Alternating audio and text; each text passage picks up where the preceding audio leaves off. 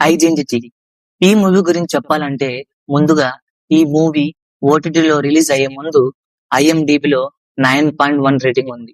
9.1 rating అందులో ఏముంది అని నాకు కూడా ఒక హైప్ అయితే క్రియేట్ అయ్యింది చూద్దామని. బట్ ఫైనల్ గా అయితే ఈ మూవీ చూసేసాను. నాకైతే గైస్ ఈ మూవీ నచ్చేసింది.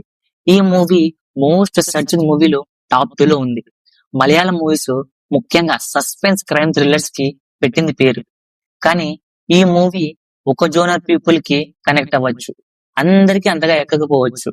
కేవలం సస్పెన్స్ థ్రిల్లర్ మూవీ నచ్చే వాళ్ళకి మాత్రమే ఈ మూవీ నచ్చచ్చు.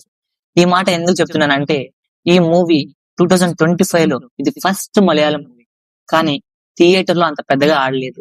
దానికి రీజన్ ఏమైందంటే ఈ మూవీ ఒక జోనర్ పీపుల్ కి అలాగే మినిమం డిగ్రీ అయితే ఉండాల్సిందే అని అర్థమైంది.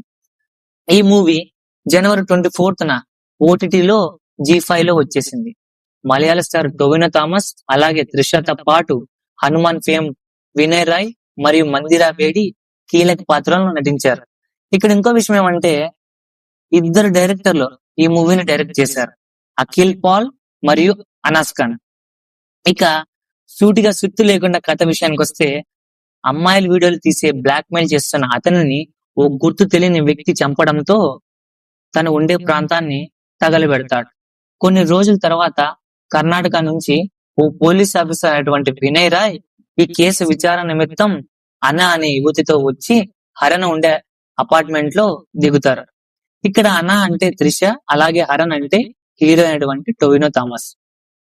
అక్కడ అన సాయంతో హరన్ నిందితుల స్కెచ్ గీసే క్రమంలో అనేక అనుమానాలు ఏర్పడుతూ ఉంటాయి.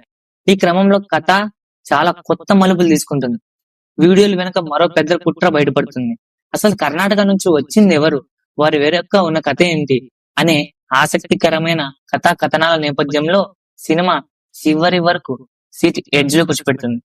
ఈ సినిమా చూసిన వారంతా అసలు ఇలాంటి సినిమా థియేటర్లు ఎందుకు చూడలేదు అని, అసలు ఎలా మిస్ అయ్యామనే భావన రావడం గ్యారంటీ. G5 ఓటీటీలో స్ట్రీమింగ్ వచ్చిన ఈ చిత్రాన్ని ఎట్టి పరిస్థితుల్లోనూ మిస్ అవ్వకండి. మూవీలోని ప్రతి సీన్ మీకు చివరి వరకు సూపర్ థ్రిల్ ఇవ్వకుండా ఉండదు. అంటే అతిశయోక్తే కాదు, సినిమాలో సమయం గడుస్తున్న కొద్దీ కొత్త విషయం బయటికి రావడం, దాని వెనకాల స్టోరీ ట్విస్టులు గూస్ బంప్స్ తెచ్చేలా ఉంటాయి. ఎక్కడ ఎలాంటి అభ్యంతకర సన్నివేశాలు లేవు. కుటుంబంతో కలిసి ఐడెంటిటీ చూసేయచ్చు. Don't miss it. ఇక పాజిటివ్స్ విషయానికి వస్తే టొవినో థామస్ తో పాటు త్రిష యాక్టింగ్, అలాగే మంచి స్ట్రాంగ్ స్టోరీ మరియు స్క్రిప్ట్ అని చెప్పొచ్చు. ఇక నెగిటివ్ విషయానికి వస్తే స్క్రీన్ ప్లే ఇంకా కొంచెం బాగా చూపించుంటే బాగుండి అనిపించింది. అలాగే క్లైమాక్స్ ఎండింగ్ ఎక్కువ టైమింగ్ తీసుకోవడం. ఓవరాల్ గా ఈ మూవీకి నా రేటింగ్ 3.5 అవుట్ ఆఫ్ 5. ఇది ఇవాల్టి వీడియో.